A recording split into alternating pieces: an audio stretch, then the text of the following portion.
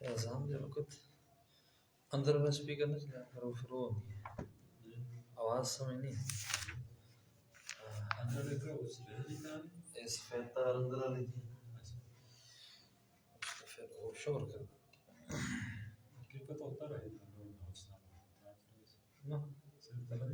صرف طلب مال اس پہ ایک مائک بھی ہوتا ہے یہ اندر دے لگے تھا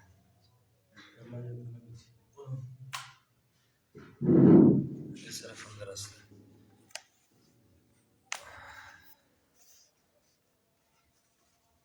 اسنالے تو مشارے ساتھی جوڑ جلتے ہیں اسنالے تو ماشاءاللہ مشارے ساتھی جوڑ جلتے ہیں اس ساتھی ہم دیکھ رہے ہیں اگر سپیکر نہ ہوئے تو میں انہوں نے بھی کیا کر رہا ہے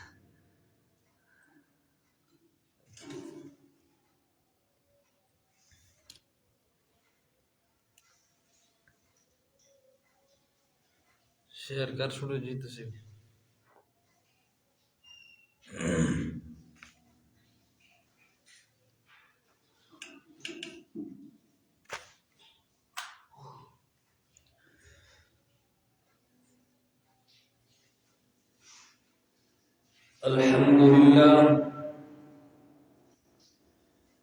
الحمدللہ وکفا وسلام علی عباده الذین اصطفى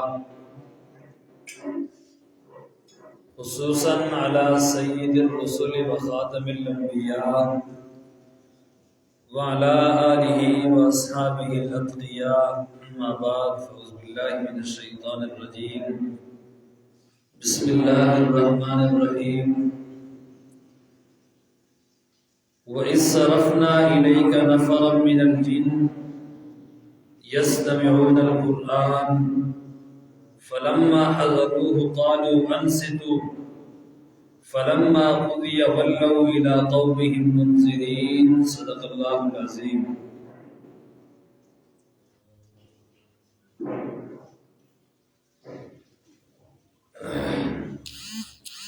ان اللہ وملائکتہ یصلون علی النبی یا ایھا الذین آمنوا صلوا علیہ وسلموا تسلیما اللہم صل علی محمد وعلی آل محمد کما صلیت علی ابراہیم وعلی آل ابراہیم انک حمید مجید اللہم بارک علی محمد وعلی آل محمد كما باركت على إبراهيم وعلى آل إبراهيم إنك حميد مجيد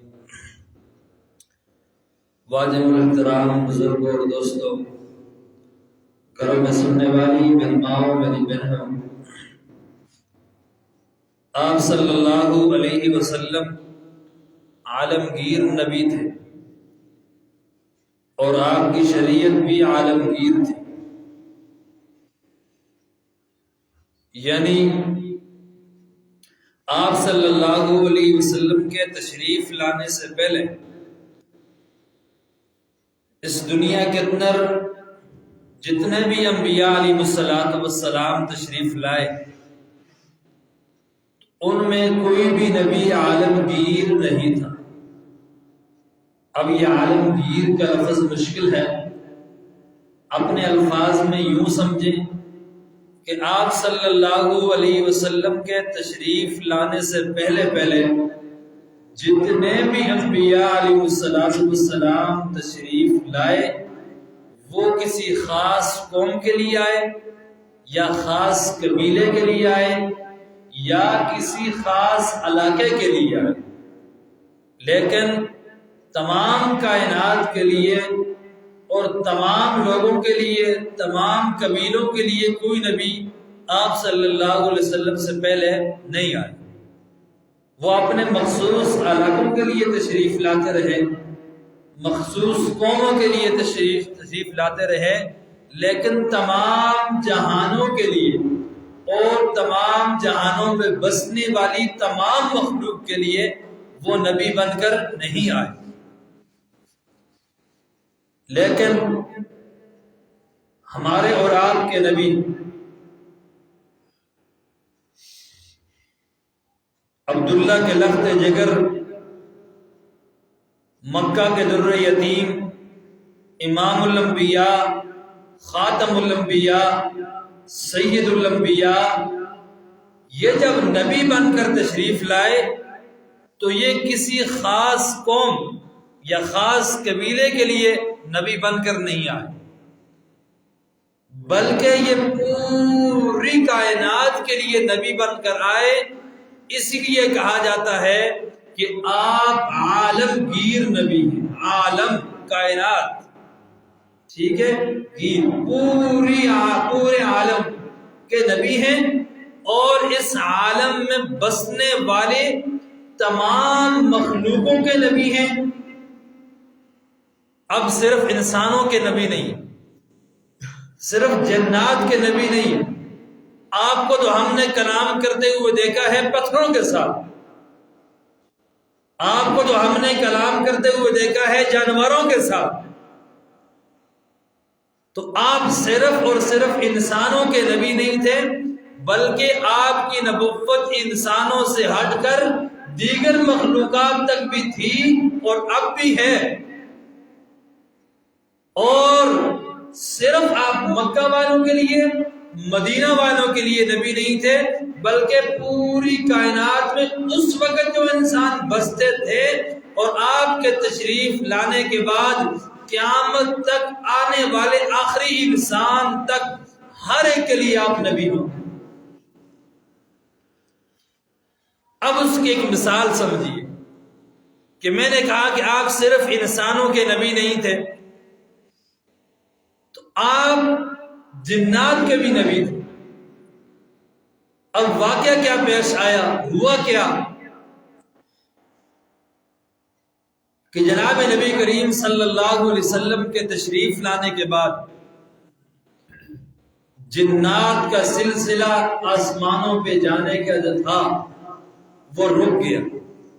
اس سے پہلے کیا ہوتا تھا، جنات آسمان پہ جاتے، آسمان کے قریب ہوتے، وہاں سے فرشتوں کی باتیں جو وہ ایک دوسرے کے ساتھ کر رہے ہوتے ان کو سنتے اور کچھ باتیں اپنے کاہنوں تک پہنچاتے۔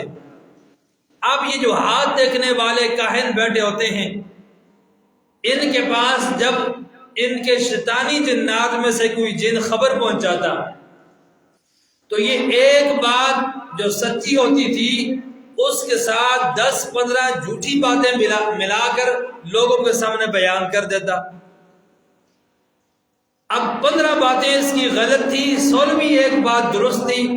لوگوں نے 15 غلط باتوں کو نہیں دیکھنا، غلط خبروں کو نہیں دیکھنا، ایک سچی خبر کو دیکھتے اور کہتے بھائی اس کو غیب کا علم ہے۔ اب یہ کام چلتا رہا، لیکن جو ہی آپ صلی اللہ علیہ وسلم کو نبوت ملی تو اس دن سے ان کا داخلہ آسمان پہ بند ہو گیا۔ اب یہ آسمان پر نہیں جا سکتے۔ اب جب جنات نے دیکھا کہ ہمارا داخلہ آسمان پر بند ہو گیا ہے تو انہوں نے اس کی وجہ تلاش کی کہ وجہ کیا ہے، کیوں داخلہ ہمارا بند ہوا ہے آسمانوں پہ۔ تو اس کے لیے ان کا جب اجلاس ہوا، بخاری کی حدیث ہے، تو انہوں نے پوری دنیا کے اندر اپنے گروپوں کی تشکیل دی، جماعتوں کی تشکیل دی کہ بھائی استی تبلیغ علی جماعت نہیں، یہ شیطانہ علی جماعت اس بہرحال وہ مننے والے سے انہوں نے جو بعض من بھی کی تھی اور بعض ایسے ایسے یہ نہ مننے والے سے آج تک نہیں منی۔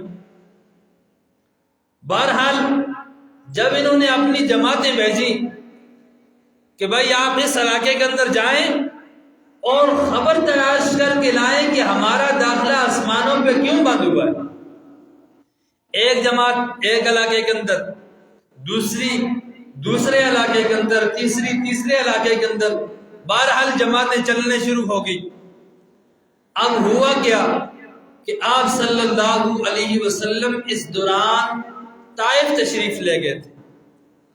طائف کے اندر 3 بڑے سردار تھے، ان کو دعوت دی، وہاں سے آپ صلی اللہ علیہ وسلم خالی واپس لوٹے۔ اب پہلے مکہ والوں نے ستایا کہ آپ کی دعوت کو قبول نہیں کیا، آپ مکہ والوں کے ستانے کے بعد، آزمائش میں آنے کے بعد سہارا لینے کے لیے طائف والوں کے پاس گئے، سرداروں سے بات کی تاکہ میری پوزیشن مضبوط ہو جائے، میری کمر مضبوط ہو جائے، اسلام کی دعوت پھیل جائے۔ انہوں نے الٹا آپ صلی اللہ علیہ وسلم کو اذیت دی، آپ کو تکلیف میں ڈالا، پریشانی میں ڈالا۔ آپ وہاں سے واپس تشریف لا رہے تھے، مکہ آ رہے تھے، درمیان میں ایک وادی آتی ہے جس کا نام ہے نخلا، وادی نخلا، نخل کھجور کو کہتے ہیں۔ تو اب ویسے بھی عرب کے اندر زیادہ کھجوریں تھی اور مدینہ کے اندر تو تھے ہی اکثر باغ کھجوروں کے، اب بھی ہیں۔ تو اس وادی کا نام تھا نخلا، وہاں آپ صلی اللہ علیہ وسلم صبح کی نماز پڑھ رہے تھے، اور آپ صلی اللہ علیہ وسلم صبح کی نماز کے اندر قرآن حکیم کی تلاوت بلند آواز سے کر رہے تھے۔ اب وہ جو شیطانوں کی یا جنات کی جماعتیں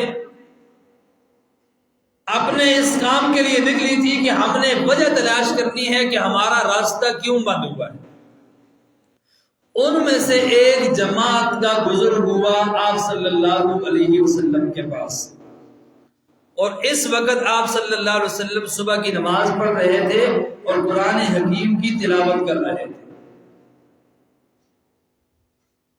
آج کل کوئی اچھا قاری صاحب، اچھی آواز والا، اچھی قرات والا قرآن پڑھ رہا ہو، تلاوت کر رہا ہو، تو بندے کا جی یہ چاہتا ہے کہ 2-4 منٹ میرے پاس نہیں ہے لیکن پھر بھی میں اس کی تلاوت سن لیتا ہوں۔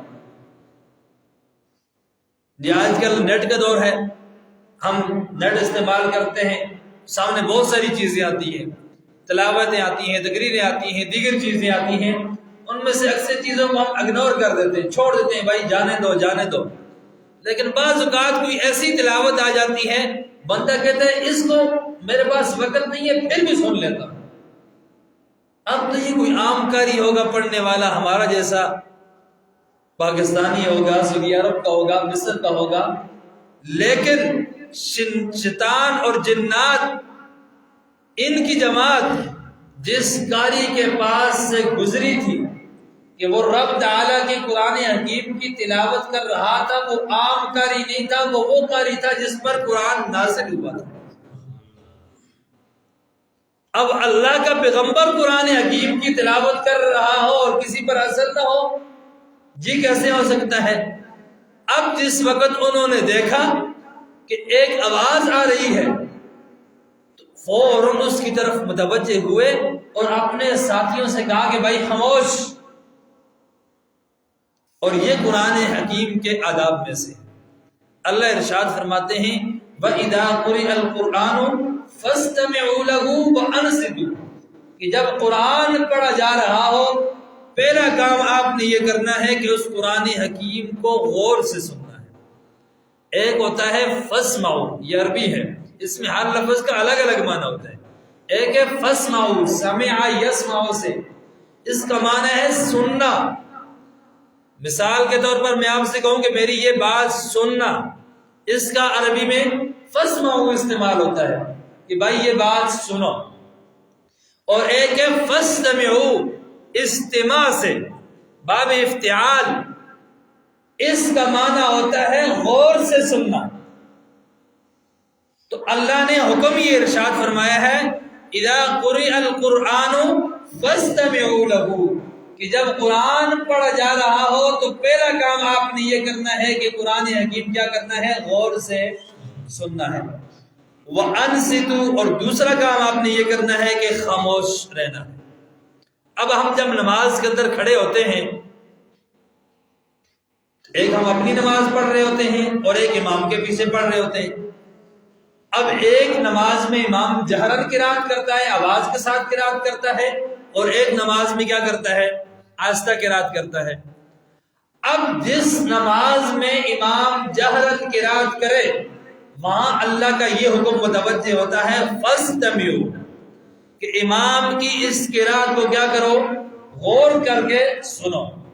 اور جس نماز میں امام آہستہ قرات کر رہا ہوتا ہے تب بھی رب کا قرآن پڑھا جا رہا ہوتا ہے، اس وقت یہ حکم ہے وَأَنصِتُوا، اب خاموشی اختیار، اب کیا کرو؟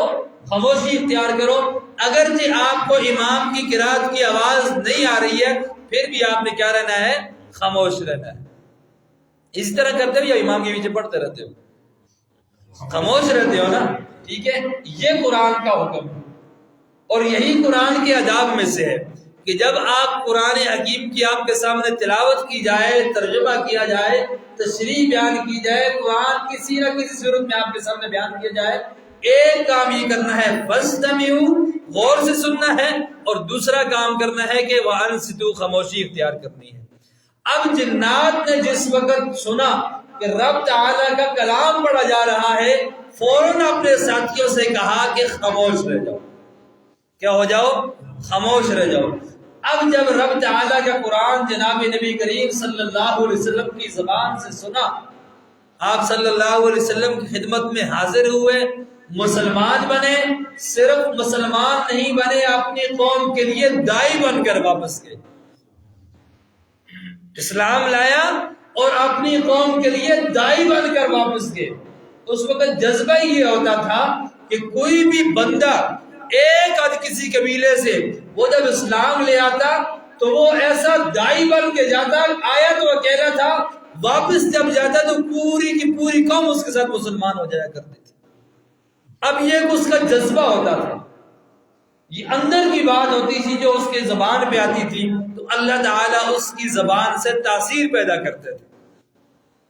تو اب ان جنات کی اس جماعت نے بھی آپ صلی اللہ علیہ وسلم سے قرآن حکیم کو سنا، اور سننے کے بعد آپ کی دعوت کو قبول کیا، قبول کرنے کے بعد اپنی قوم اور قبیلے کے لیے داعی بن کر گئے اور ان کو سمجھایا، اور اس طرح آپ صلی اللہ علیہ وسلم کی ایک دعوت اور تبلیغ کا سلسلہ شروع ہوا جنات کے اندر۔ اس کا پورا واقعہ سورہ جن کے اندر ہے۔ ایک مختصر اشارہ جو میں نے آپ سے ذکر کیا تھا کہ وادی نخلہ میں کہ آپ صلی اللہ علیہ وسلم صبح کی نماز پڑھا رہے تھے، اس وقت جو تلاوت کر رہے تھے، تو جنات کی جو جماعت اس بات کو تلاش کرنے کے لیے نکلی تھی، اس وجہ کو تلاش کرنے کے لیے نکلی تھی کہ ہمارا داخلہ آسمان پہ کیوں بند ہوا ہے، تو ان کو وجہ اب مل گئی کہ نبی آخر الزمان آ گئے ہیں، اب آپ کا آسمان پہ جانا برداشت نہیں ہوگا۔ اب اگر آپ آسمان پہ گئے تو آگ کے شعلے آپ پہ برسیں گے، شہاب ثاقب، جلنے والا، جلانے والا ایک شعلہ، وہ ان کے پیچھے لگتا ہے اگر کوئی آج اوپر جاتا ہے۔ اسی کا ذکر ہے وَإِذْ صَرَفْنَا إِلَيْكَ نَفَرًا مِنَ الْجِنِّ، کہ جب ہم نے پھیرا آپ کی جانب جنوں میں سے ایک لشکر کو، يَسْتَمِعُونَ الْقُرْآنَ، الفاظ ہیں يَسْتَمِعُونَ الْقُرْآنَ، کہ انہوں نے غور سے سنا قرآن حکیم کو، ٹھیک ہے؟ تو ہم بھی جب غور سے سنیں گے تب ہمارے دلوں پر قرآن حکیم کا کیا ہوگا؟ اثر ہوگا۔ فَلَمَّا حَضَرُوهُ، جب وہ اس کے پاس حاضر ہوئے، قَالُوا أَنصِتُوا، تو جنات نے کہا خاموش ہو جاؤ، خاموشی سے کیا کرو؟ قرآن سنو۔ فَلَمَّا قُضِيَ وَلَّوْا إِلَىٰ قَوْمِهِمْ مُنذِرِينَ، جب وہاں معاملہ پورا ہو چکا، وَلَّوْا إِلَىٰ قَوْمِهِمْ، تو اپنی قوم کی طرف واپس لوٹے، منذرین، اس حال کہ اپنی قوم کو رب کے عذاب سے ڈرانے والے، رب کے عذاب سے کیا تھے؟ ڈرانے والے تھے۔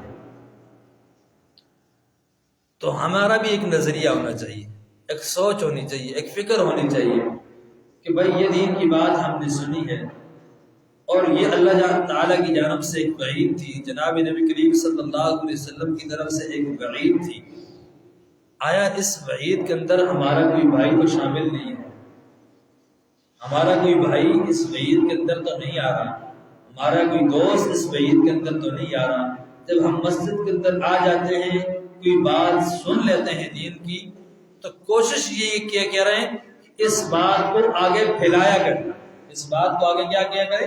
پھیلایا کریں کہ بھائی آپ ہمارے دوست ہیں، آپ ہمارے عزیز ہیں، آپ ہمارے رشتہ دار ہیں، لیکن آج جو مسجد کے اندر بات ہوئی ہے اس سے یہ پتہ چلتا ہے کہ کہیں آپ پر اللہ کی طرف سے پکڑ نہ آ جائے، آپ نماز کو آ جایا کریں، نماز نہیں پڑھیں گے یہ سزا ملے گی۔ ایک حدیث ہے، نماز کی بات آ گئی کہ جس کے اندر یہ ہے کہ بھائی کوئی نماز کے اندر سستی کرتا ہے تو وہ اتنے عقب، وہ کروڑ سال بنتے ہیں، کروڑ سے بھی زیادہ بنتے ہیں، اتنا عرصہ جہنم میں رہے گا۔ اب یہ حدیث ہم پڑھتے رہے، سنتے رہے، کوئی توجہ نہیں تھی۔ مہینہ ڈیڑھ دو پہلے تقریباً ایک مفتی صاحب اس نے کہا کہ بھائی کبھی اس حدیث پر غور کیا ہے کہ یہ حدیث کہ 2.5 پتہ نہیں کتنے کروڑ سال آپ نے جہنم کے اندر رہنا ہے، اس کی وجہ کیا ہے؟ آئے نماز چھوڑنا اس کی وجہ ہے؟ نہیں، نماز ترک کر دینا اس کی وجہ نہیں ہے، بلکہ نماز کے اندر سستی کرنا، سستی جو کر رہا ہے نماز کے اندر، اس سستی کی وجہ سے اللہ تبارک و تعالی اس کو کئی سالوں تک جہنم کے اندر عذاب دیں گے، سستی کرنے کی وجہ سے۔ چھوڑنا تو بعد کی بات ہے۔ تو اب ایسی کوئی بات ہم سن لیتے ہیں تو اپنے بھائی تک پہنچانا ہمارے لیے ضروری ہو جاتا ہے۔ اب جنات نے بات سنی تھی، آپ صلی اللہ علیہ وسلم کی دعوت توحید سنی تو فوراً اپنی قوم کی طرف واپس لوٹے، منذرین، اس حال کے وہ اپنی قوم کو کیا تھے؟ ڈرانے والے تھے۔